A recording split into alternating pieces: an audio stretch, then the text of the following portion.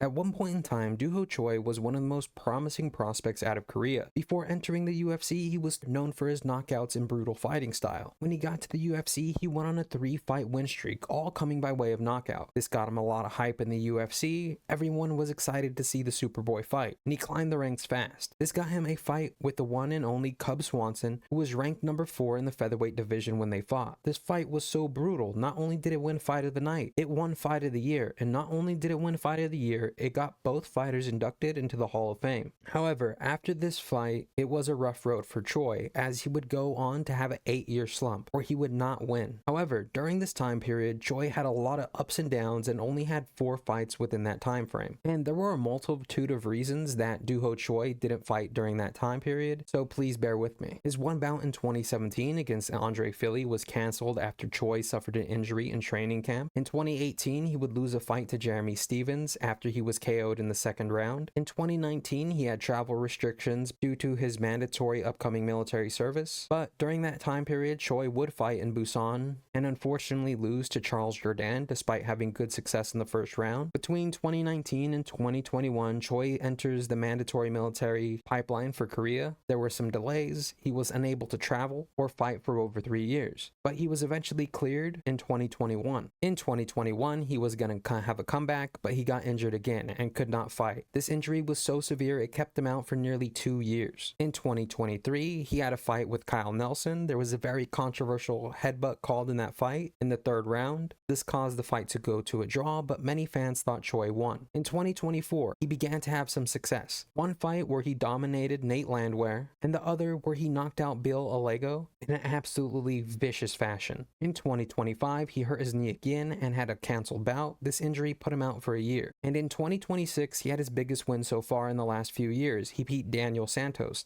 in an absolutely insane way. And his win over Daniel Santos was special because this dude had the nickname the Korean Killer. Not officially, but he had been destroying all of Dooho Choi's teammates. And for Dooho Choi to go out there and break him the way he did was insane. The Superboy right now is having himself a generational comeback. He is destroying everyone. He struggled for 8 years and didn't have a single win. And now he's on a 3-fight win streak in the UFC, all by way of knockout. And that usually means climbing the ranks fast and getting a high-ranked opponent. But for a long time, it was setback after setback for Dooho Choi. But we all know he has heart. We've seen his fights. But to push through 8 years of setbacks is the heart of a champion, because 99% of other fighters would have given up, but he didn't, and that's why I think he's going to climb the ranks very quickly, the way he did when he first got to the UFC. After his recent victory, he called out Pitbull, who is ranked 15, and I definitely think that is a fight to make, but being honest, he deserves a much higher ranked opponent, because if he can knock out Pitbull like he knocked out his last 3 opponents, I think there's a real chance we could see him fight a top 10 opponent after that, then a top 5, and possibly for a title. But the featherweight division is stacked. The UFC is clearly building him back up as a fighter, the same way they built him up 8 years ago to be a big superstar. The UFC believes in him. I know a lot of fans believe in him,